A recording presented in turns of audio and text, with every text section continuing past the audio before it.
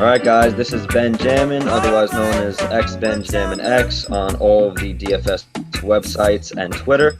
We are joined with Matt Chatlin, the creator and owner of OnlyPlay.com. We are going to be interviewing Matt and talking about what makes his site different and the new products that he is offering compared to the giants in the industry like FanDuel and DraftKings. So, Matt, welcome aboard. Thanks for joining us. Yeah, thanks a lot. And just so your audience knows how cool this is, Ben really contacted me 45 minutes ago, and we just did it. So there was very little like prep. It's just kind of like, as I said to Ben, ask me anything you want. I've lived this my entire life. I have nothing to be afraid of. And I'm really excited. Ben's a really nice guy, and this should be fun. What I want to start with is I'd like to know, a little bit about you and who you are.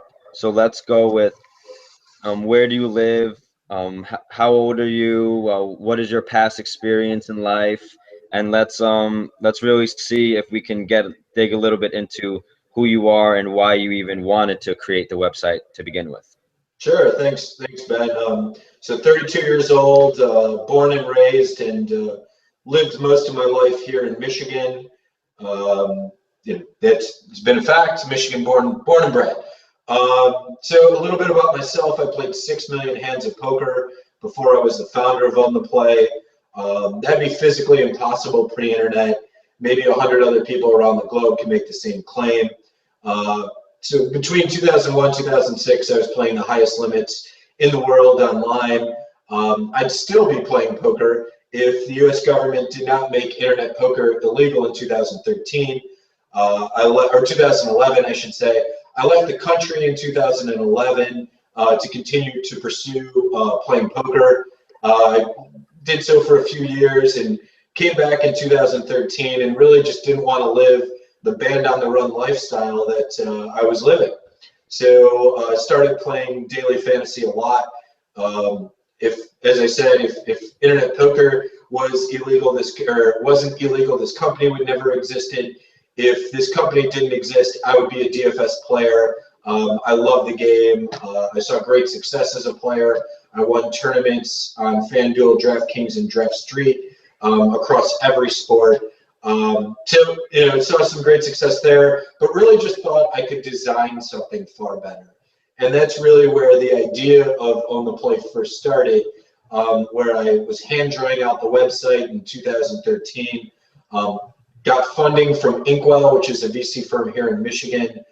Inkwell's founding partner is Tom Lasorda, former CEO of Chrysler. One of the limited partners is Roger Penske. Don't know if there's Roger Penske trucks in New York. I don't believe so.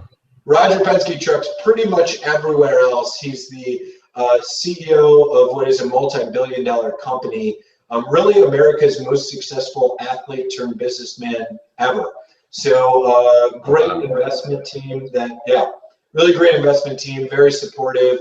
On the Play is actually in the same building as Inkwell, and I work incredibly closely with the managing director, Simon Bogue.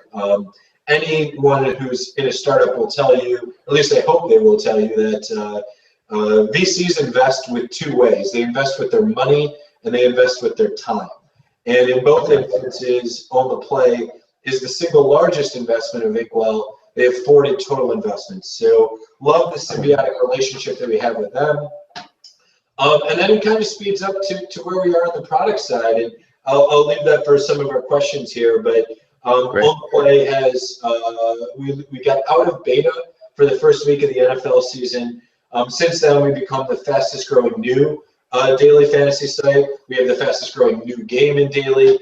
I have an announcement that I can make today that is going to be very, very cool that I think all of your audience will like. And we also have another kind of announcement we'll be making in the next 10 days. So I think what I know that Ben has liked in our conversations, and I hope that your audience will enjoy as well, is that we're forever evolving. If you look at On the Play today, when we launched at the beginning of the football season, look at us 2-3 months from now, the product's going to get better.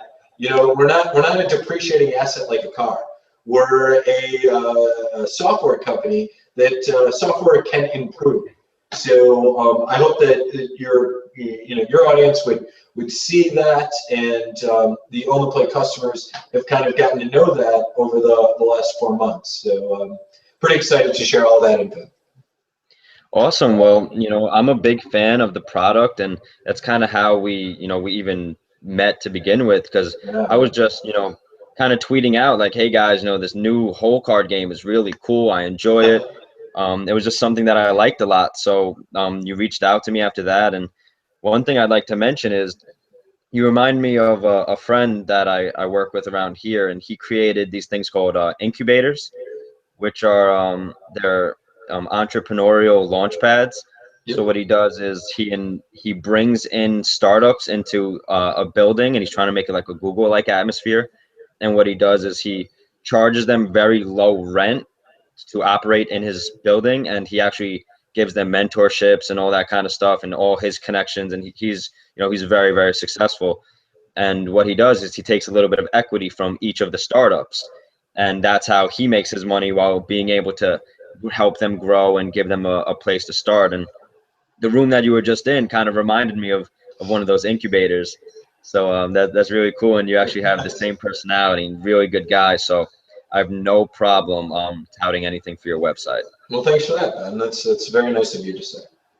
Yeah, no problem. So I'd like to really discuss what the differences between your website and the other ones are, and then we'll get into some DFS strategy in general that you've taught me so much in just a few conversations that I think it would be really beneficial to our viewers. So I appreciate that and your openness, and I think it also has to stem with the fact that you don't play anymore, so you don't mind giving up some of the secrets. If you did, I doubt we would be hearing that. So oh, you're totally true. When I was playing poker, Card Runners, great company. I played against those guys. A lot of those guys actually were the founding members of Draft Day, another DFS site. But I was always surprised at them. Oh, you're giving out your heads up strategy, and now you're going to come play some of these people. I did find that kind of intriguing, and maybe I wouldn't be as free to give out this info, but you're right. I can't play. So, but anyways, kind of going back to some of the differences about On the Play, I would say at a very high level, I am proud of kind of the fact that we always are evolving. I get to rightfully point out that if you're playing on any of my competitor sites, what have they done new in the last 4 months? Right. I don't think anything. I mean, I don't know if it's a huge announcement to say that we're no longer going to have 3 outfielders. I don't know. Was that a big deal? Well, I don't know. What's product development like over there? Yeah, I guess, but product. As I said to you, Ben, I was a little upset when they took our rush entry tool and just copied it. But at the same time, I really hope that more users now see how easy it is to enter games so much faster, and great ways to attack scripts that now hopefully every company really starts to use. But anyway, so what makes On the Play special? Right. First point is all of our deposit bonuses have 0 drip. So this was totally a hangover from poker, one that I thought should have died. Essentially, and a lot of other sites, not On the Play, if you deposit $100, you get this $100 bonus, and it drips out at like 4 cents on the dollar. Well, at On the Play, if you deposit $25, you get 25 instantly. You can put all 50 in play instantly. Really? Yep. Deposit $1. We actually allow you to do that, and you get $5 in bonus money. You can put all 6 in play instantly. Well, Matt, you know what's funny is I didn't even realize that, and one day, I'm pretty sure I started depositing $1. And then the next day, I saw that there was, I think, like 5 or 6 in my account. I was like, wow, I did awesome last night. And I didn't even play. So I guess that's what it was. And that was great. And I've actually built up playing only whole cards so far with a little bit of of the regular games mixed in because I'm still trying to learn them. But I built up from that one initial deposit to $41 just naturally, not depositing anything. So I'm gonna keep Awesome. trying to see if I can build that up and do the best I can with that.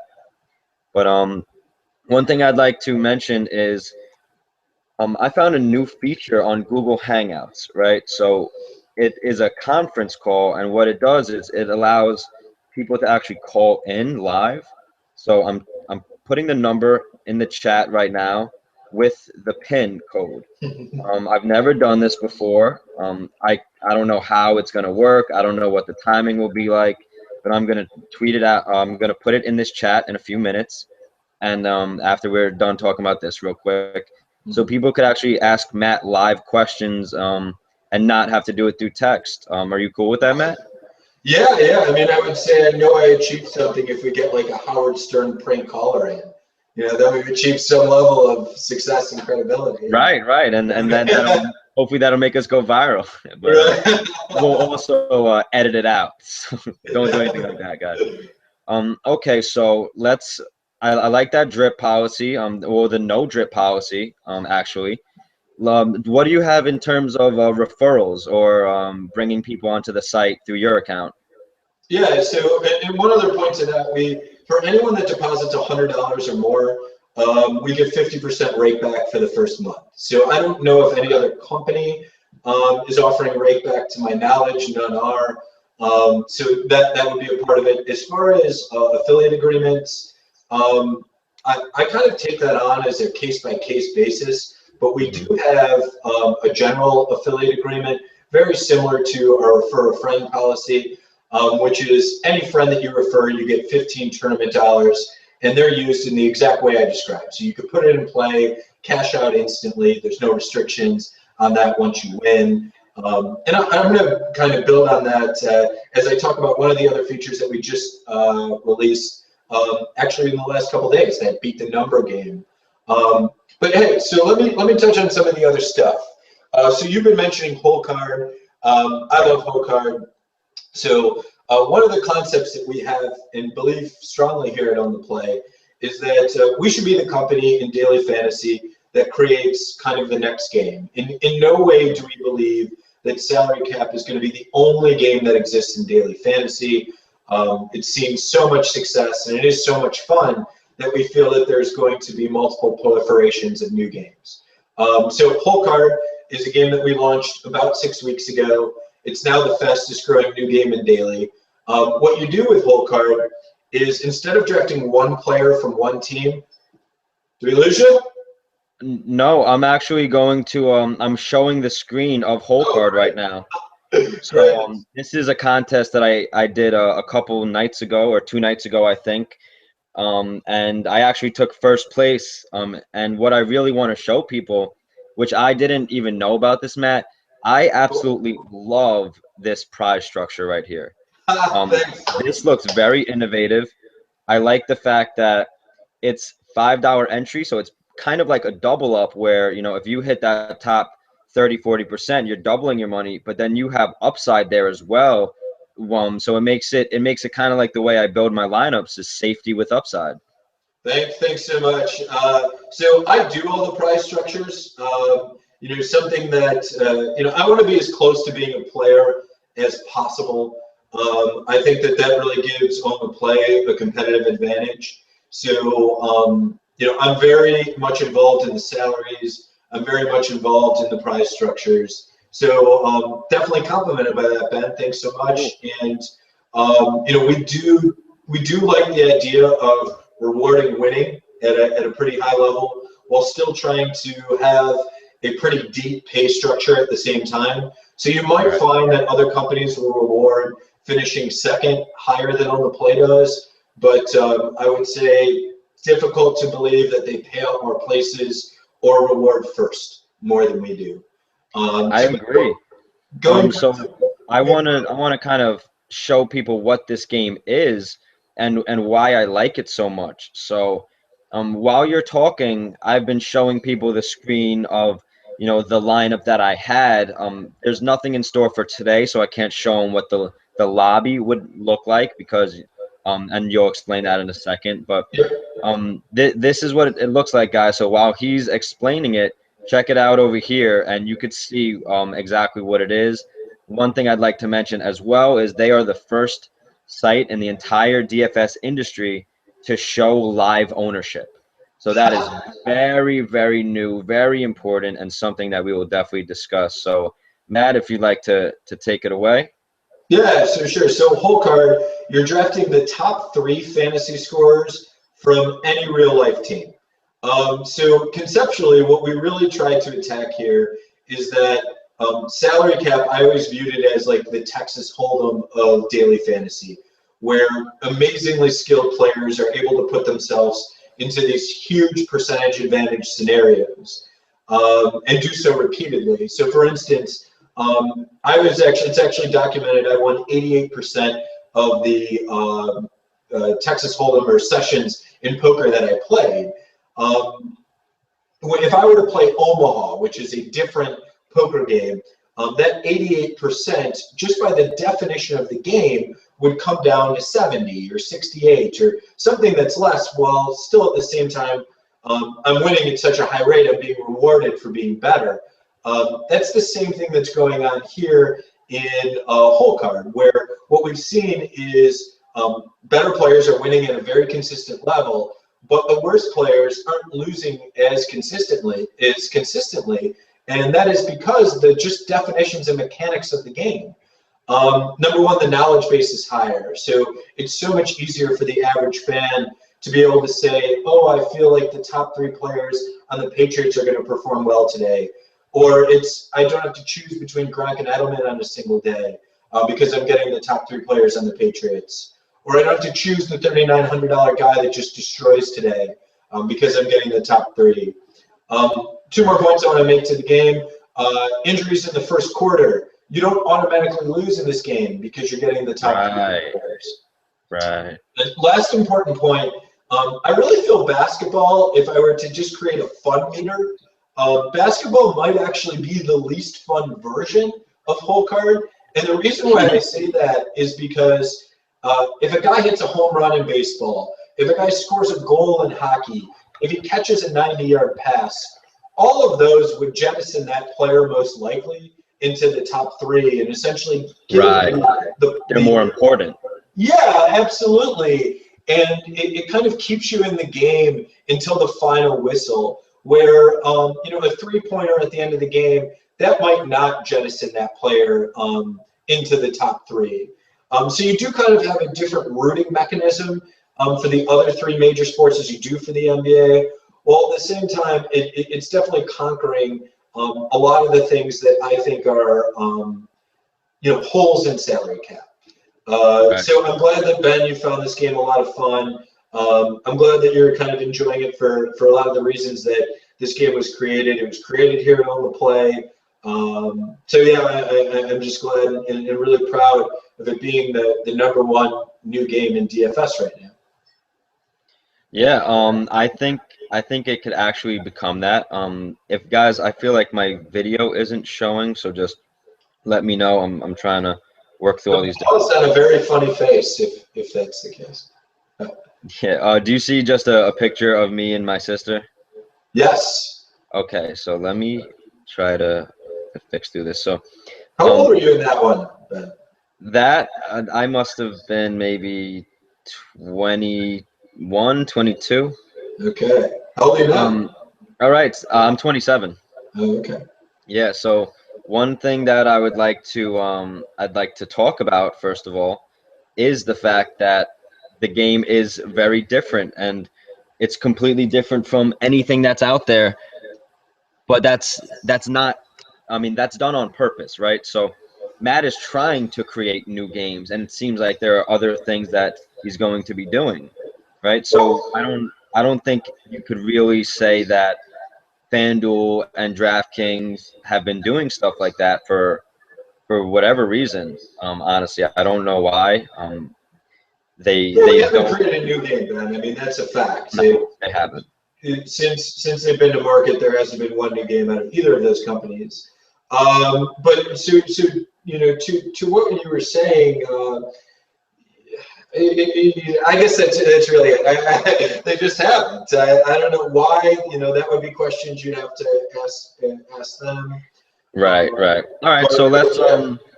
Oh, Ben, let me just chime in. One point though I want to make to it is when you're building your roster, you're doing so structurally right now the same principles. So you have $50,000 in total salary cap, and you're drafting 5 teams. They're just whole card teams that represent the top 3 fantasy scorers. So your audience is very familiar with salary cap.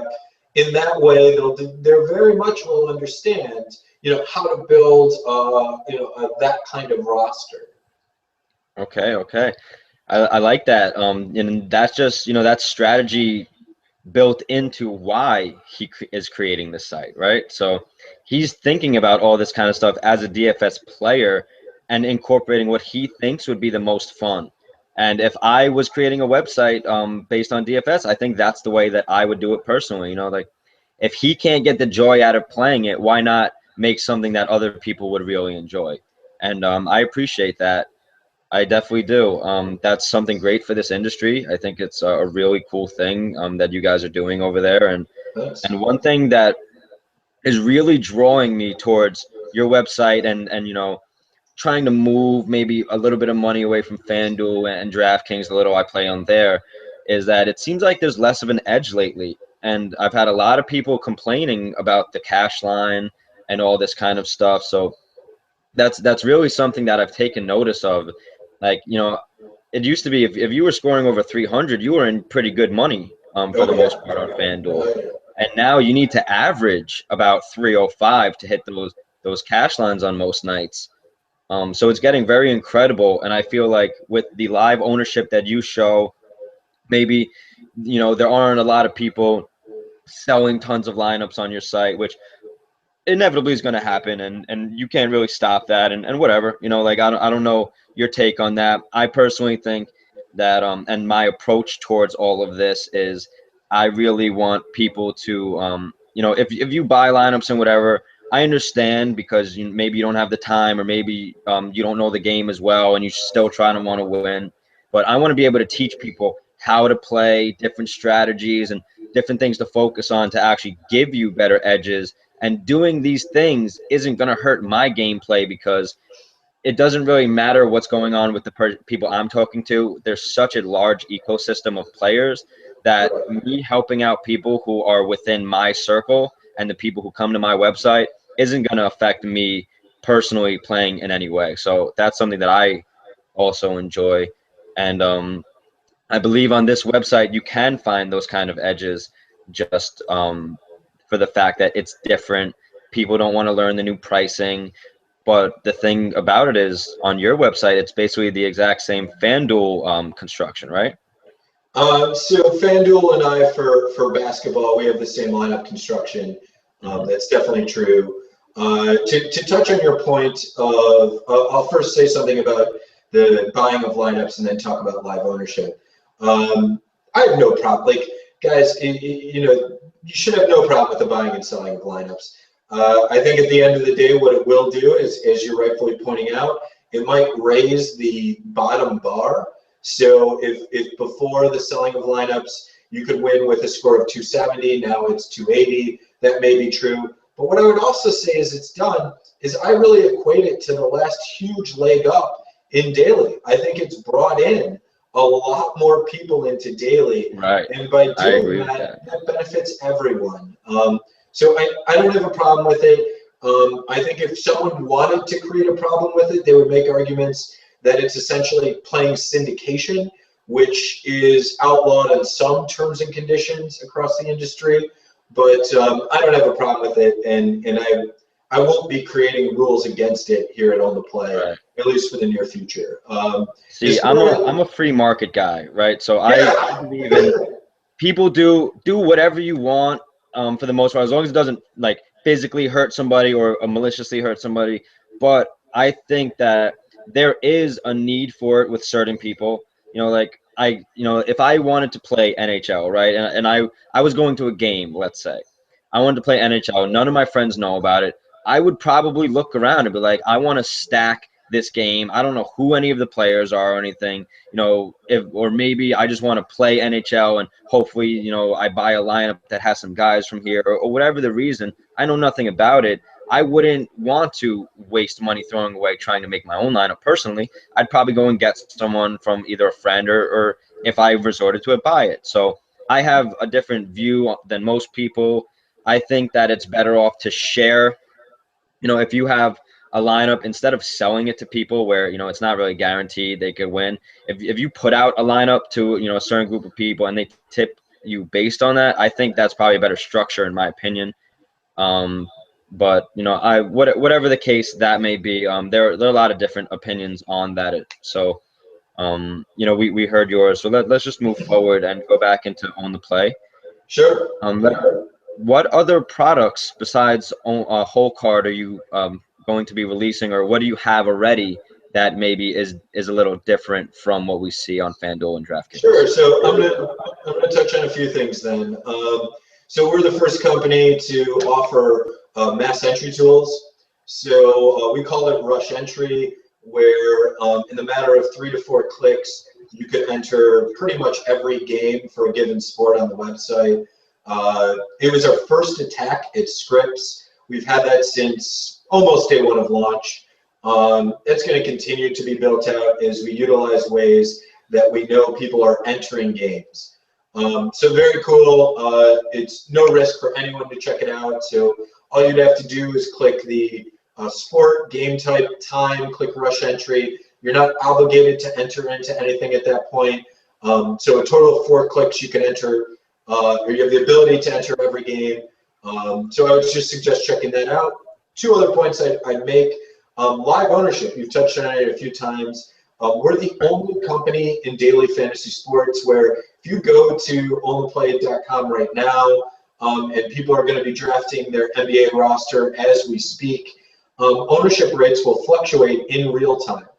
And this really goes to kind of a lot of the theme here that we have, which is fairness, transparency, creating cooler gameplay, and doing things that close the knowledge gap. No matter what I found in my drawing on my poker history and past, the best players are going to win. It's just a matter of what that rate is. And can we do something that makes it a little bit more even?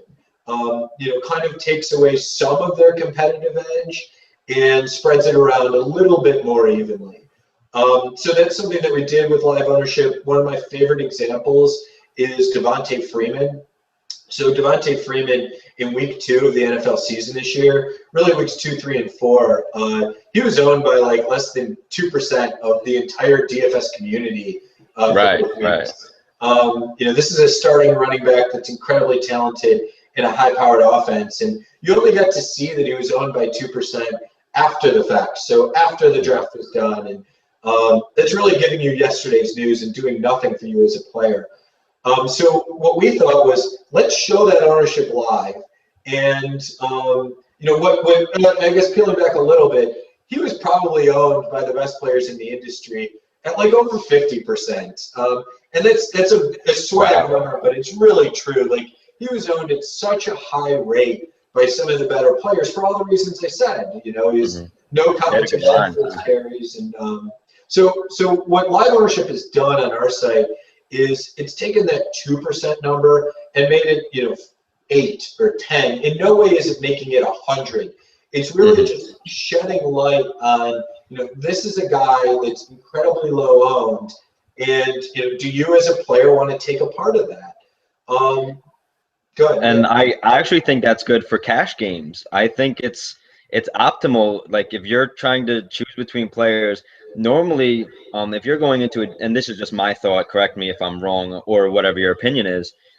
In my experience, you're trying to figure in a regular GPP who's, you know, lowest owned and go to them. But I think on your website where everyone can kind of see, I think it's beneficial to, if you're choosing between 2 players, just take the lower owned one, because even if that other guy does well, you know, you think both of them is going to do well. I'd rather have the guy that's lower owned in case of the other bust. And I think that's a GPP strategy on other sites, but can be a cash strategy on yours. And that's what I've personally kind of seen from it. What do you think about that?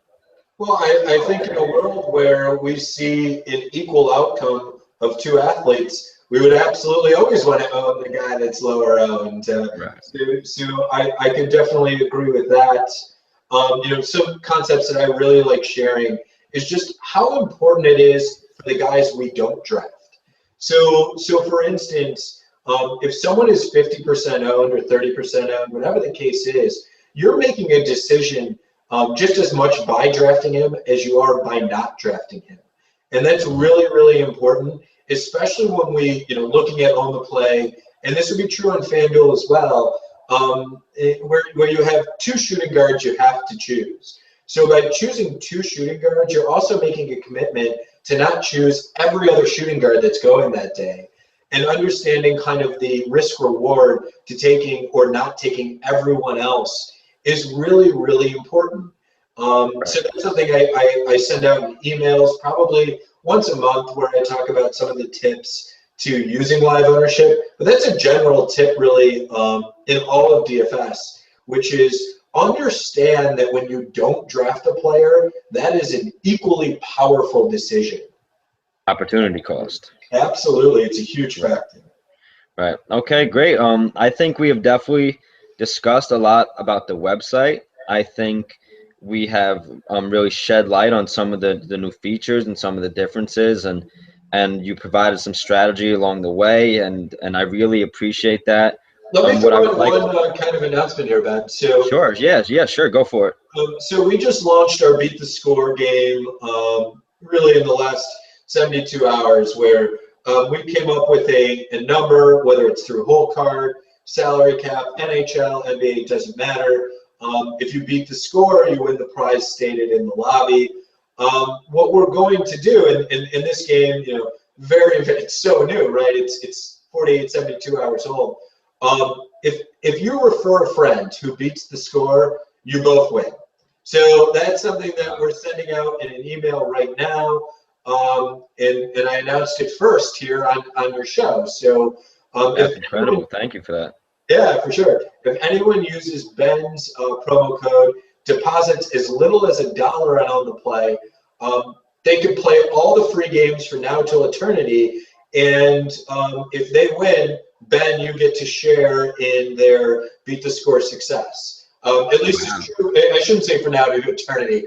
For now, for the next week. Gosh, I hear my investors going crazy right now. That is, Matt, that is an eternity for DFS players when you are betting bankroll. Okay, so you can go a week of losing all your money, and that is an eternity. I would like to shed light on actually a few of the games that I forgot to mention. So I'm going to be sharing my screen right now for everybody and locking onto my page. Okay, guys, so check this out. And I've seen this in the multiple sports that they offer, and I can't wait for MLB, first of all. That's one of my favorite sport to actually play DFS. Me too. There is a game where there is 0 entry fee, right? And if you beat this score in general, if you score 410 points, you will get $100 from the website. So this is a free entry, and I was 20 points away in my whole card last night, and I almost came down with $100 just for free. So if you wanted to, let me just make one clarification. So sure. If there is multiple winners, you will split the prize. Okay. The prize though is, it won't be 100 forever. It's starting at 100 today. The score is starting at 410 today. But what I can commit to is I love this idea. So I don't see it going away. I just see it improving, as on the play gets, bigger and older. I agree, and I think it's an excellent idea for players with small bankroll who want to still be able to play but build up. So if that's, I wouldn't mind sharing $100 with 4 people if I put in nothing, so that's great. And there's also, all right, so talk about the different price entries, the entry fees, because I saw there are some very low ones, right? Yeah, so what I like seeing, both as an owner of On the Play and the single largest shareholder, Some of our games have already filled, so they didn't respawn. What you will see a lot on the play is when games fill, you'll see a new one respawn and reopen. That is an incredibly common occurrence here. We have games actually as low as a penny. Some of the jokes that we've thrown around in the office is we can show someone on the couch with this huge jar of pennies, and if you have 365 pennies, you can play it on the play every day of the year this year. Yeah. So we run games generally as low as a penny, as high as 100. That's kind of what the current format is now. We've had some heads-up games that have ran this week at 500, but that's definitely an outlier that's going on now. But almost every single day you'll see games ranging from a penny to 100. Heads-ups, we have some people call it anonymous heads-ups. I never really understood that label because you know who you're playing against. They're everyone that's entered in that game. So I like calling it heads-up paired at start time. So you'll see that feature. I think there's a couple other companies that offer that as well, where you're essentially entering yourself into a heads-up tournament. You get paired with competitors just before the game starts. I will make a note that some companies have released research. OnThePlay has not released this research, so I can't 100% verify it. But the lowest score right now being achieved in daily fantasy is actually through heads-ups. So where I do think that there's some fear to, I'm playing this one guy and he's a total shark. Number one, there's no one on the play that's a shark because on the play is actually only 3 months old, and we don't have games that are regularly running at greater than $100. So I don't see that kind of shark component, number one. Number two is that I do believe in the research that is being shown that the lowest possible score right now is occurring in heads-up games. So if I'm your audience, I wouldn't be as fearful of playing heads-up games as maybe I hear some people talk about. So I would be interested in checking those out if I was your audience. And we offer them at a quarter to, as I said, 50 to 100, and we've ran some higher. See, I actually agree with you there because I play a lot of head-to-heads, and that's where I actually make most of my money, right, especially to kind of pay for any GPPs that I want to enter for the night. So, let's say like a night like last night, I didn't put much money in, right? Sure. I did a few head-to-heads. Let's just say, I think I put in 20 bucks. I did like $15 in head-to-heads and then a $5 single entry tournament, right? So I still am able to come out profitable, and any money that I lost from that $5 single entry, this is of course if I win most of my head-to-heads, it pays for that, and anything I win in that is basically profit. So that's the way I like to do things sometimes. I hope you cashed out. I mean, no, I did not last night because I was at work. I would say that I doubt you will hear other founders tell you this.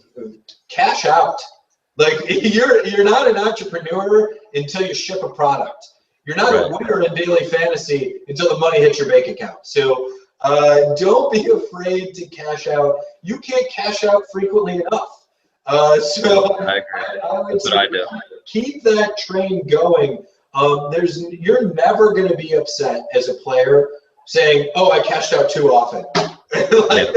That's just not going to happen. So but that's how I started. When I first started, within the first 2 weeks of me playing, I won $7,000 in GPPs, and I just cashed them out right away. Paid off all my student loans, paid off all my credit card debts.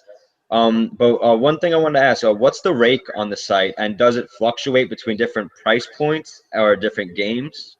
Almost standard at 10%. We do lower it some as it gets higher. Okay, so 10%. Do you have any well, of course you probably have the expectation, but what are the plans in terms of creating larger GPPs, maybe get that prize pool up, maybe $25, $50 head-to-heads or stuff like that? Like, do you need more investments? Do you need more people coming in, or you're just taking it slow with that stuff? I think it's just a matter of time. I mean, I think as I said, On the Play is such a young company, and we're releasing kind of new products almost daily, weekly, monthly. So I think that there's going to be some digestive nature needed kind of by the players to say, oh, I can play whole card heads up, and kind of see what that feel is. I mean, Right. for instance, we weren't running a $25 whole card game as of a week or two ago. Now it fills up every single day. So I kind of think that that's just a matter of getting the news out. As far as kind of making bigger GPP plays, I would kind of answer it in the exact same way. I'm exploring more partnerships now in the last month than I did in the first 5 months. So I think if we were to talk about where that's going in the a month from now, I would probably have some more answers. 2 months from now, I'd have even more answers. Right. Okay. So let's say hypothetically I have a boatload of cash in my back pocket and I'm an investor and I say, all right, let's boost up these prize pools.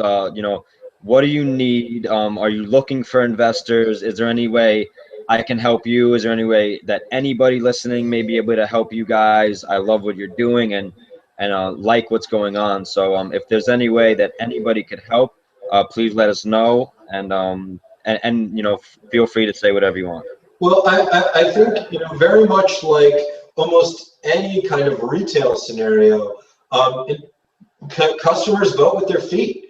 So if the stuff that we're releasing is cool, then people will come and play, and then kind of things will end up taking care of themselves. If it isn't cool and live ownership or whole card or the beat the score game or zero chip deposit, the list goes on. If none of those things interest people, the site will end up going away and there won't be bigger prizes, and I'll become a player as I pointed out at the beginning of this interview.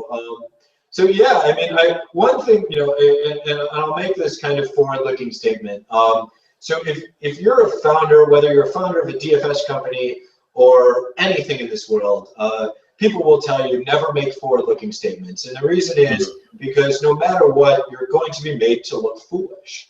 Either something will happen or this or that. But where I will make one, which is I am forever under the impression that when it comes to human gaming, so games that I play against another human being, right now the only human-to-human game that's played in a casino is poker. So there isn't any other game in the world that's ever existed where two people can play against each other. I'm going to be making efforts, and I don't know if it's going to happen, but I will tell you that I'm making efforts to bring daily fantasy to casinos. I see a tremendous opportunity in me playing my friends, me playing a lot of people I don't know in a fun casino environment. I'm located here in Michigan, where you could go to a ball game, you could go to a casino, you could go to the Fox Theater, you can do so all within walking distance of each other. What a fun night out. What's something that I know I would love to do. And I know that Michigan is not the only state in the union that represents that. I also don't think that that's the only occurrence where playing daily fantasy at a casino would be a blast. I think that that would be true almost anywhere. I will be pursuing those activities as a kind of promise I would make to any current or future on the play customer, as a commitment I make to any current and future on the play investor, because I do see that as a great opportunity for daily fantasy as a whole, and really a place I plan on bringing our product. Okay, great. We're getting a few questions in the chat. And Ben, I can't see any of that. So no problem. Well, that's why I've been. It's cool. I've been doing, it's actually very cool. So I just wanted your audience to know that, like, it's kind of like it's an unscreened question. Right. You don't see any of that. I don't get to see it. Yeah. Right. So one of the questions is, do any of your employees or staff play on the site?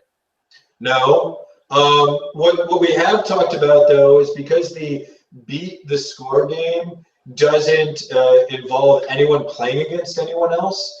that would be kind of the logical place for us to do a lot of testing. So I could see that happening, but other than that, no.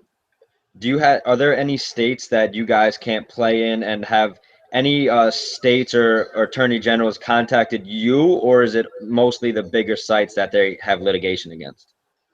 So the other sites are the only states that have been, or the only sites that have been named in litigation. In true fairness, let's say Daily Fantasy was Hammers, right? And these attorney generals went after the two largest sellers of hammers in the world, and they made hammers illegal to sell in their states. I can't imagine me, as a fellow hammer seller, having the ability to sell hammers in their state, knowing that they've outlawed that with the two largest. So I would make that clear. That's kind of my opinion. It does make me in a very peculiar situation where I'm almost rooting in some instances for my competition to win litigation.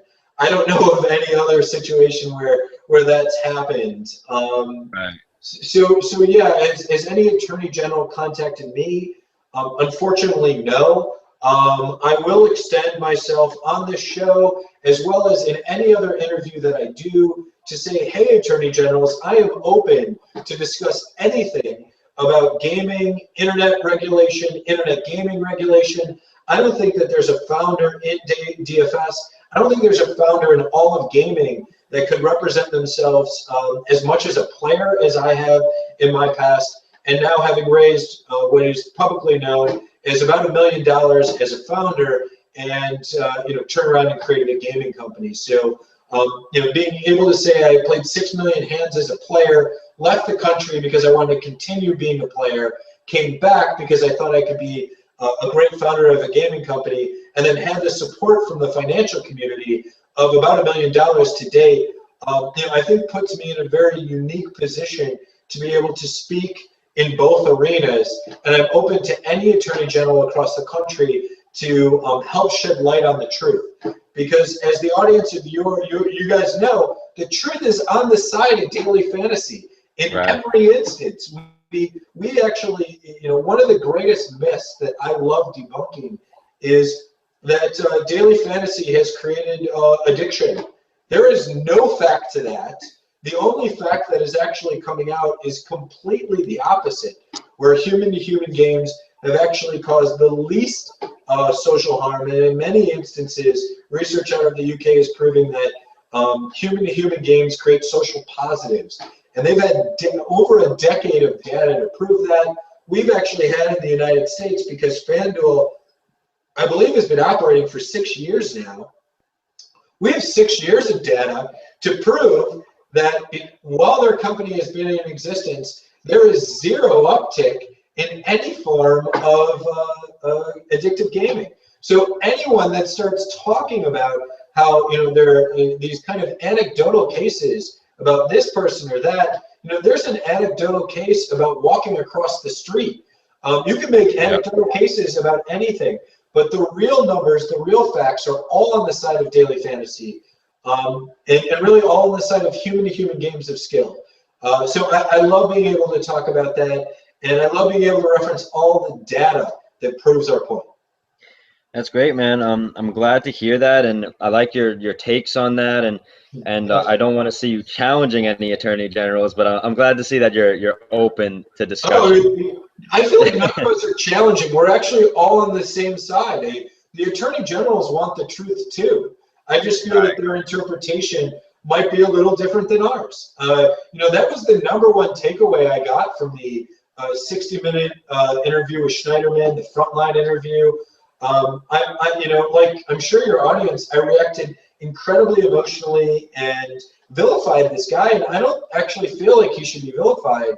He's really just enforcing the law in the ways that he, as the Attorney General, has been appointed to do. I think it's on us to kind of bring the facts out, to elect people that might align their way of thinking with ours, and to get legislators to start pushing what is our ideas and our knowledge of the truth. All right, great. I like that, and I'm all for the little guy standing up and what he believes in, and I definitely believe in this, and I have no problem in that. Someone just joined the chat, and even though we went over this a little bit earlier, I think it's good to re-clarify because I spend all my money on FanDuel, barely any on DraftKings. I have that bankroll that I built up a little bit on your site. So I have a few things going on there, but what specifically differentiates you from FanDuel? Sure. So we're the only company in daily with live ownership rates. So what that means is you could go to our lobby right now. The NBA starts today at 3:30. As people are drafting players, you'd see the ownership rate fluctuate in real time. So unlike any other company in daily, you're never reading yesterday's news, which is essentially what live ownership is in every other instance except for on the play. You're able to see that data and draft players read and react. We're the only company that offers deposit bonuses without a drip. We're the only company offering a variety of rush entry tools. That was our first attack at scripts. And then, as Ben was pointing out, kind of his favorite new game, we launched our first new game, which is called Whole Card. And Whole Card is instead of drafting one player from one team like you do in salary cap, you're drafting the top 3 fantasy scorers from any team, no matter who they are. So in the instance where Ben finished first in that tournament, what if we brought up a player card for any of the teams that he drafted? So Ben, if you just click on the Suns, Yep. what you'd see is that so this was an instance where Len, Price, and Booker finished in the top 3. But as we know, Goodwin has finished in the top 3 a lot of nights, and Right. PJ Tucker on other nights has finished in the top 3. You'd own those guys no matter who they are. And that's really, really important to point out. And I'd like to just interrupt real quick and yeah, say I'd like to tout myself because this night in that article I had Alex Len as one of my only center options. So that's why I actually chose the Suns here because I like their matchup going against Orlando and I like Len a lot. Definitely didn't expect this, but that was definitely a good night. I had him and Giannis as 2 of my top plays when Giannis had awesome. the triple double. Yeah, I mean, click on the Bucks and you'll see. I mean, Right, right. he Yeah, went so nuts. this is so guys, so what this means, what this game is and how it works. You're not looking at the individual players when you're choosing your lineup, right? So let me go down to the worst lineup here. So what you're doing is you're looking at the ownership and price of the team that you're assigned. So, you'll have Oklahoma City and the Thunder. I mean, Oklahoma City Thunder and the Warriors. They're usually like 13 grand, or then you have like the Philly. They're like 6 grand. So there's a definite range in there, and it changes, per day, per slate. But the thing is, you pick your team, and let's go to the Bucks here. I chose these teams pretty much based on my article and the teams that I liked for that day, and I had a Milwaukee Minnesota stack in my article, and that's what I was talking about all day. So what I liked here is I loved all of these matchups, and personally, I didn't have Greg Monroe. I thought that someone, maybe like an MCW, if he was there, would have done better or something like that. So if Greg Monroe did well here, but if MCW had 35, he'd be on here adding to this total for the team and not Monroe. So it takes the top 3 scoring guys for that night and contributes all that points to your team that you chose. And then you get a final score at the end. And I love this game. I'm actually 6 for 6 on slates. I haven't not cashed yet. I started with $1 and I'm up to 41, and hopefully I'll never have to deposit again on this site. So I love it. I love the game itself. I'm really enjoying it and everything. Awesome. Let me fix this. Ben, and as you said, like baseball is your favorite sport. I mean, when you end up taking, whether it's the Rockies or Toronto or, hopefully my Tigers as well, like, remember, you're drafting the top 3 fantasy scorers. That's the value you get. And in baseball, at any moment, someone could hit a home run. and put themselves into the top 3. So you kind of get that rooting interest until the bottom of the 9th, that last out. So that's, that's really, really cool, and part of kind of what and why the game was developed in the first place. I love that, and I love the fact that you're doing all this cool stuff. It looks like my camera's messing up again, so we'll just keep it on here for now. I think it's something to do with like when I share the screens and stuff. I'm not really sure, but let me just try this real quick, just see if I could fix it. I just don't want you guys to keep looking at a screen of nothing. But I really appreciate everything you're doing for not just, reaching out to me and everything, but for the community itself. So it's much appreciated. I have no problem, representing you and the things you do.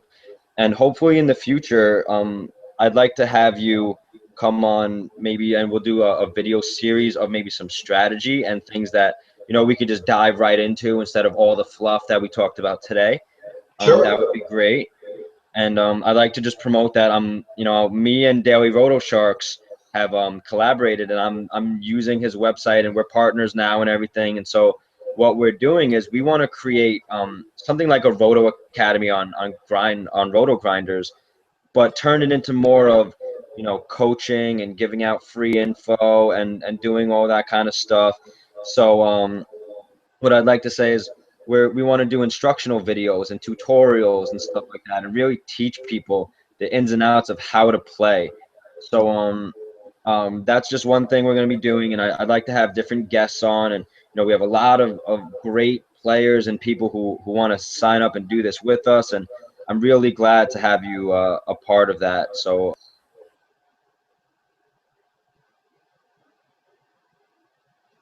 thank you for reaching out to us and everything. So it's very much appreciated. Oh, we got my you're a really nice guy. All right, we're good. So all right, so just one more question before we go, and I think this is definitely a valid question, and I wouldn't say it's a concern, but I definitely I was thinking about this. So T. Roy, DFS Daily News, he's someone on Twitter. He promotes a lot of people. He sheds light on a lot of people in the DFS community. He's been doing a lot of good things there too, and he's been asking the majority of the questions here, which I have no problem with, and I've actually liked a lot of the questions. So he says, I've made over 10K on FanDuel. Is it possible to make that much on that site? Higher GPPs. I like to play 200 50-50s. Need more 50-50s, and that definitely goes along with the question of what do you guys plan to do when it comes to making GPPs bigger and all that stuff. But I know you said when things fill, they refill. So do you plan on putting a bunch of duplicate types of entries in the lobby, or is this something new that you have that also differentiates you from the other sites? I'm not exactly sure how the other sites handle games when they fill, so I can't really comment on that. One thing that any player could do to see how much they could enter on the play on a given day is you could click NBA, you click salary cap, you click the start time, and click rush entry, and that within 4 clicks you could see every salary cap game that you could currently enter. I think like what the initial first entry, and that would be only salary cap and only NBA, is generally around like $200-300. If you include the NHL, you include whole card, probably upwards of $400 to $500 in a day. And I would note too that some of our larger games, if they fill quicker, we might not respawn them right away. So for instance, I run a $50 game every day. It looks like it's already filled. That game didn't respawn. But Ben, if you were to click NBA, click 330, click rush entry. NBA. 330, click salary cap 2. Oh, okay. Salary cap, 330, rush entry. So from there, you can enter 122 games, or $120 worth of games. We have a $50 game that just filled, so you would have entered, I was right, at about 170 games, and that's entering one time for every game. You could clearly scale that up and increase this more. You could create heads ups and increase this more. As games fill, like the $10 single entry, that would respawn, so you could re-enter that, and it would start over as 0 out of 10. So the point being is that all the play is going to grow as the community grows. I really like this. This is awesome. I never really looked into this, so this really correlates into something that my partner CG at Daily Roto Sharks just created on Excel, and I think you would find it interesting. Here, let me see if I could open it up real quick. It's a bankroll worksheet that he made. Sure. So it kind of shows you. Let me see, daily game selection. It's kind of like that where he worked it out where let's say your bankroll is $100, right? Yep. We put over here. I want to play a $5 head-to-head. I want to play 10 $1. I want to play two $5 50/50s, and I want to enter in one of these single entries, maybe get another a $25 double up. So what he did over here, and which I see from what you have like up here with this, you selected, you entered, and this is your balance, and this is what you're entering and how many. He does that. He did it without even really knowing that you kind of put this together.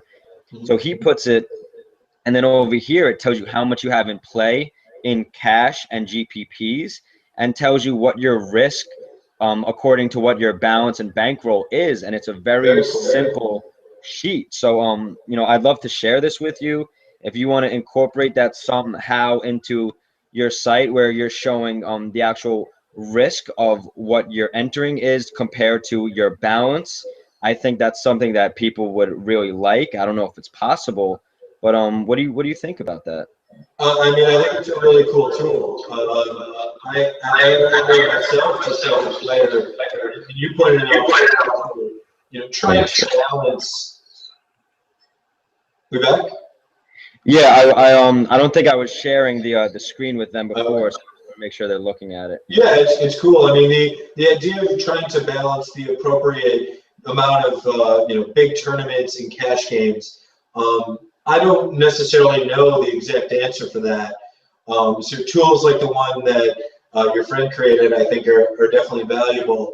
And yeah, I mean, I think On the Play is definitely interested in any of this. Yeah. Yeah. So he just did this for himself because me and him, we've really been coming up. We've been trying to talk about strategy and how to enter lineups and which contest and game selection and bankroll management. So he created this, and I think it's an excellent tool for people to really see, what type of games you should be entering. Right here, if you look, it says, all right, so a moderate cash game level would be 70%, and that's what I have mine at. And now I would be spending $134. That's way above what my bankroll would be. So let me get rid of, these $25 and maybe do, two $5 more, and now this kind of changes. And all right, so I'm being a little more risky here, you see, with the GPPs. I don't want to be that risky. So I could either add more head-to-heads, but let's say I want to bring this total down, and I want to be at a moderate level of $20 for today. Right. I would just get rid of these, maybe do the $5, and now I'm at 34, and maybe get rid of those. Now I'm at $24, and if you look, I'm playing almost 80% of my 24 in cash, and so that's a conservative approach. And if I wanted to get more risky, then I would start adding a little bit more of the GPPs. So I think if you added some element like that to your site, where right here when it says you've selected 38 entries, what if it was like you selected 12 cash entries and 6 GPPs? Your risk tolerance is like this. What do you think about that? Well, I would have to understand a little bit more of the tool and kind of what you're defining as moderate or not. So I guess I just need to know more. Is the right? Okay, so let me because it's a very easy thing, and you would tell just from looking at what the totals here are and stuff. So what he does is he just adds up all of the entry fees that you'll be playing, and he compares it to what your bankroll is. So let's say you have $100 in your bankroll. You want to be moderately risky for the night and spend 20% is $20, right? So this is telling you right now, okay, I'm a little bit higher than the 20 I wanted to play. So tonight, according to my 100% $100 bankroll, I'm playing 30% of it. And out of that 30%. Here's what I mean though. So let's take an instance in exactly what you're describing. So you have two $5 50/50s, two $2 50/50s, and one $5 heads up. Would you be better off playing one $5 heads up or 10 50-cent heads ups against 10 different people? Right. I think that I'd be recommending playing 10 50-cent heads ups against 10 different people. So I guess what I was getting at, which is I would want to understand a little bit better to what we consider high risk and not. Like, yeah, like I do agree with you that there's definitely a fair a risk parameter to correlating cash and kind of tournaments. Well, at the same time, I think even within those parameters, we would need some kind of clarification that makes it really true. Like, sure, if I'm playing 80-20 cash to tournaments, it sounds better, but what happens if I'm risking $80 in one single heads up? I mean, in no way is that less risky. So I want to make that clear. And to go to the question that was posed to us about how he really likes playing these like huge heads up tournaments or huge 50-50 tournaments, I would want to know kind of what his logic is to that. So what I mean is, is it just like I like playing these in a vacuum and that's who I am? Or I like playing them because I know my competition isn't that good? I like playing them because what? I mean, what is his perceived increased value? Because I kind of feel that he'd probably be getting more value playing an entry or two spread out across a lot of different styles of games. So rather than 20 entries into a $5 game that maybe has 200 total entries, right, maybe figure out the risk of the contest itself. Right. As well as understanding that all opponents aren't valued equally. I mean, I'd like to believe that people would think playing against me would be quite challenging. So if I represent 10% of that opponent player pool, that is so much more difficult than if I represented 1% of that opponent player pool. So I think there's a lot more factors that go into understanding, what the real kind of competitive function that you're trying to achieve is, than just looking at kind of the blanket statement of it. So yeah, especially when we're talking about small percentages, which absolutely add up as we get bigger. And we, I mean, all of us as DFS players. But when we're talking about these really infinitesimal small advantages that we try to gain, we really kind of have to dig into more of the variables, because looking at just everything as a whole in a vacuum would start to give us all disinformation. Right. One thing that I think is interesting about that, and the different types of games and things that you mentioned, is if you look here, he actually also added in what the potential winnings would be, and of course that's easier for cash games, but so what he did is times the entry fee by 1.8, assuming some rake, and you get the number of what your cash would be if you cash there. So the double up is 10, and the 5 would be 9 or whatever. So you could also do that for the GPPs for whatever the min cash would be, and then associate the fact that you have a 20% chance of hitting that min cash. So I think there's definitely ways to look into it personally. So I think that it's something that may just over time be able to figure out or whatever, and the fact that you're open to even thinking about it is something awesome. So once again, I appreciate everything that you've done here, and the fact that you've really reached out, and the fact that you've just everything you're doing right now. So Well, thank thanks you for very all much, that, Matt. Ben. You can find me on xBenJamminx at Twitter. Matt, would you like to plug a little bit? Sure. You can come play it on the play right now. Every deposit has zero drip. Any friend that you refer, if they beat the score that we have in our lobby, you both win. We're the only company in Daily, to my knowledge, that allows friends to transfer money between friends. We launched that, I don't know, within the last 10 days. So it's really a commitment that we make, Ben, to always be evolving, and we prove that with all of the actions. Great. Well, thank you very much, and I hope you don't mind. But one thing that I was considering while doing this is, when I ask you to give some points or whatever you're talking about, I kind of just give you the floor and let you go. So what I'd like to do with that is maybe look back through here and kind of cut out some points and maybe use them as promotional videos of just you talking about the site and giving you the forum to say it, and kind of just hearing it from you, and putting some nice edits on it and really being able to promote that. What do you think? I mean, that sounds awesome to me, Ben. Please, everyone, use Ben's promo code for being so nice. Appreciate it, guys. Me and Matt will be definitely doing some stuff in the future. Thank you for everyone tuning in, and hopefully we can really start a great relationship here. Thank you very much. Yeah, this was a blast for me, Ben. So I look forward to the next time. Yeah, no problem, guys. Hit up Matt. He's accessible yet busy at the same time, but he's done his best to give outreach to the community. So thank you, everybody. Yeah, you can. I'm on Twitter. I'm pretty active. So Matthew Chatlin is my Twitter handle, and as I said to Ben, I mean, I'm DMing with our customers and our other on the play players all the time. Please, and there's no question that nothing we can't talk about. So yeah. Awesome. All right, ending now. All right, thanks for stopping by, guys. Take care. Take care.